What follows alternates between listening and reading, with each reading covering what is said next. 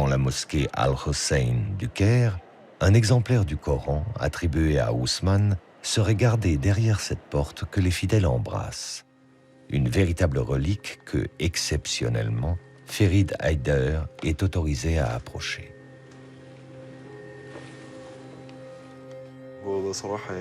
À vrai dire, c'est un très grand moment pour moi.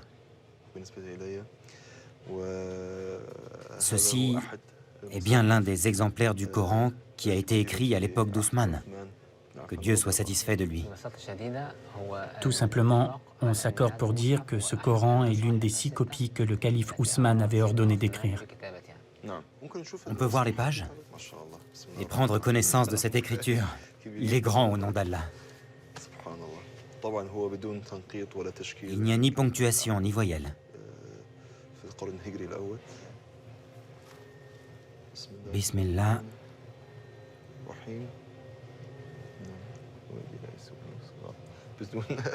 Sans ponctuation et sans voyelle, cette sourate est très difficile à lire.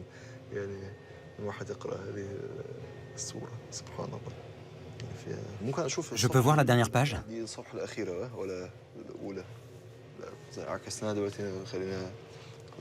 C'est la dernière, celle-ci?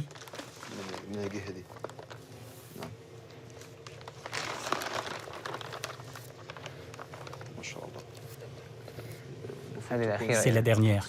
C'est la sourate An-Nas, les hommes, n'est-ce pas? Oui, gloire à Dieu. C'est grandiose, c'est incroyable quand on y pense. Que ce Coran ait été écrit de la main de l'un des vénérés compagnons. Que Dieu soit satisfait d'eux. Il y a d'autres informations que l'on doit connaître au sujet de ce Saint Coran? Ce Coran pèse 80 kg. 80 kg, c'est très lourd. Oui, c'est très lourd. Et il fait combien de pages? 1087 feuillets. Combien? 1087 feuillets. Ah.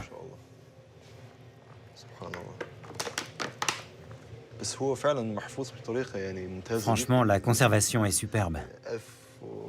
Il a plus de 1400 ans, c'est vraiment très très ancien. Si vieux et malgré cela, gloire à Dieu, on dirait qu'il a été écrit il y a à peine 100 ans. Dieu est grand. C'est merveilleux.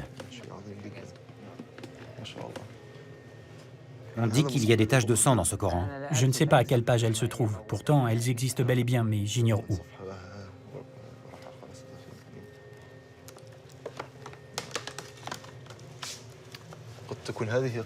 Est-ce que ça pourrait être ça, les marques de sang?